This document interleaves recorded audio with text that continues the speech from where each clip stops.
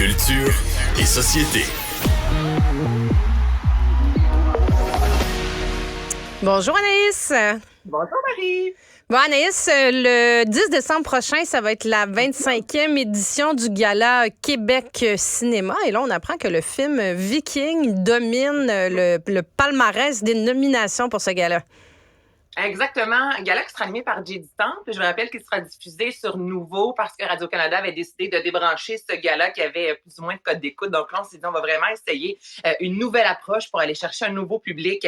Alors, comme tu l'as mentionné, le film Viking, Stéphane Lafleur, plus de 18 nominations dans des catégories telles meilleur film, meilleure réalisation, meilleur scénario. De nombreux acteurs sont en nomination pour le prix d'interprétation. Très intéressant comme film, soit dit en passant. Donc, rapidement, c'est l'histoire.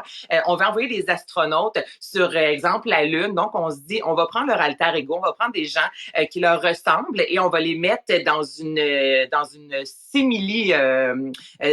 un simili-vaisseau spatial, exemple, pendant 1 an pour voir comment ils interagissent. Et ça va nous donner une idée de comment les vrais astronautes vont interagir lorsqu'ils seront ensemble encabanés pendant 1 an dans un vaisseau spatial. Donc, ce sont des gens comme toi et moi qui se retrouvent pendant 1 an où soudainement, tu ne t'appelles plus Marie, tu t'appelles, exemple, Anaïs parce que tu joues mon personnage avec mes caractères et à chaque matin, lorsque tu te lèves, on te dit, ben aujourd'hui, tu es de bonne humeur. Donc là, tu joues toute la journée la personne de bonne humeur. Donc, c'est vraiment particulier comme film.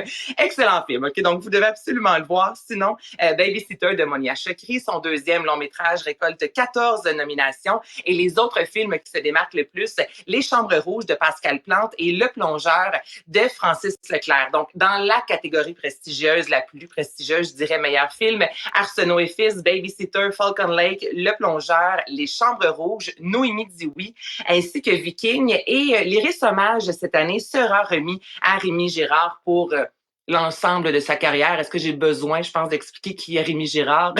La réponse est non. Qu'on a vu récemment, d'ailleurs, dans Testament, que je recommande, le dernier film de Denis Arcand, que je recommande fortement. Anaïs, David Corriveau, qui est originaire du Québec, a reçu le Golden Buzzer de Sugar Sammy dans l'émission La France, a un incroyable talent.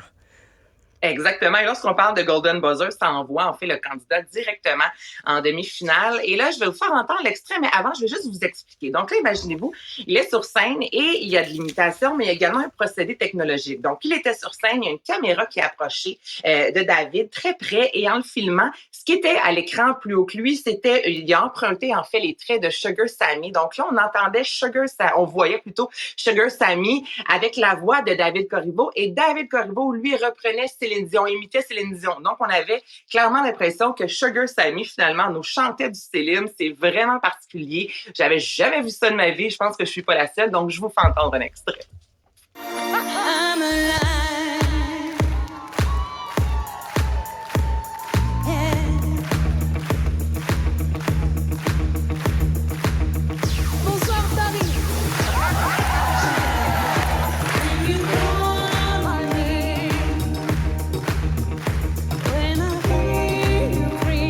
C'est génial, c'est génial.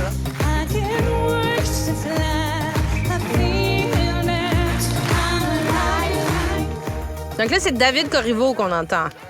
C'est David Corriveau qu'on entend chanter Céline Dion, mais il y avait les traits de Sugar Sammy. Puis je vais vous faire entendre un peu les juges aussi qui se disaient, c'est donc bien flyé ce qu'on est en train de voir. Donc, ça a été diffusé hier, mais ça a été tourné l'été passé. Donc là, David Corriveau retournera prochainement à Paris pour peaufiner son prochain numéro. Il y a une date pour l'instant également, octobre 2024, parce qu'il y a un spectacle, lui, sans contrefaçon, qui sera présenté là-bas. Et vous pourrez également le voir à la Place des Arts le 28 octobre 2024 avec son spectacle. C'est vraiment particulier, mais on est rendu là. On mélange technologie, quasi-intelligence artificielle avec des imitations.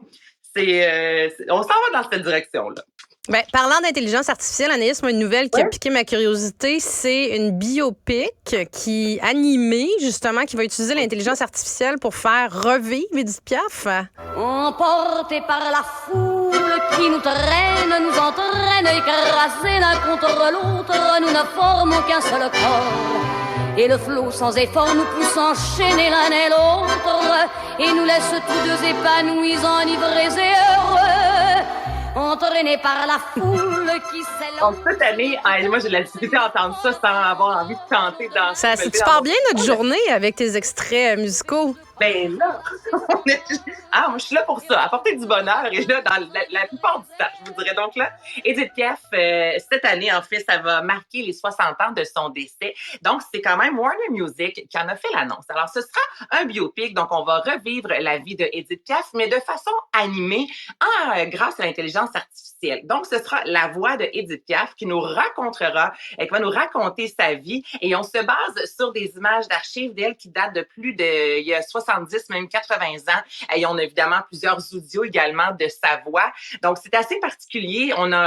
Mettons, récemment, avec les Beatles, on a pu vraiment refaire revivre John Lennon grâce à une chanson écrite il y a très longtemps de ça. Mais là, de nous offrir un film, ce sera une première. Donc, animé sur Edith Piaf, sa famille a accepté. Là. Donc, on s'en va vraiment de l'avant avec quelque chose qui sera à l'image de la réelle vie de Edith Piaf. Ça va se passer dans les années 20, je vous dirais, jusqu'aux années 60, un peu de New York, un peu de Paris. On n'a pas de date de sortie. Ce que l'on sait toutefois, c'est que le projet se nommera Edith. Ça va de soi. Donc, dans les prochains mois, nous aurons plus de détails. Mais moi aussi, ça a piqué ma curiosité parce que là, on est vraiment dans un biopic animé.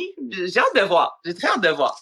Oui, on met ça à notre agenda aussi. Et autre date, en terminant, Anaïs, le 22 février 2024, autre date à mettre à notre agenda, Montréal va accueillir Enrique Iglesias, Ricky Martin et Pitbull. Con tu física y tu química, también tu anatomía, la cerveza y el tequila y tu boca con la mía. Ya no puedo más, ya no puedo más, ya no puedo más, ya no puedo más.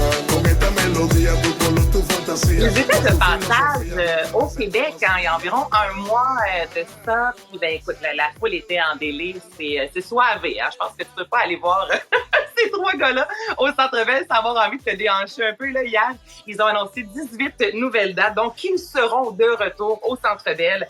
Le 17 novembre, les billets seront en vente, donc ce vendredi et le 22 février prochain. Si vous avez manqué leur performance ou si vous avez tellement aimé ça que vous vous dites « je vais être là à nouveau », mettez un X à l'agenda. Ce vendredi, 10h, vous pourrez vous procurer vos billets. Bon, tu remplis encore notre agenda culturel avec plein de rendez-vous incontournables. Merci. Merci beaucoup, Anaïs. Bonne journée. Salut.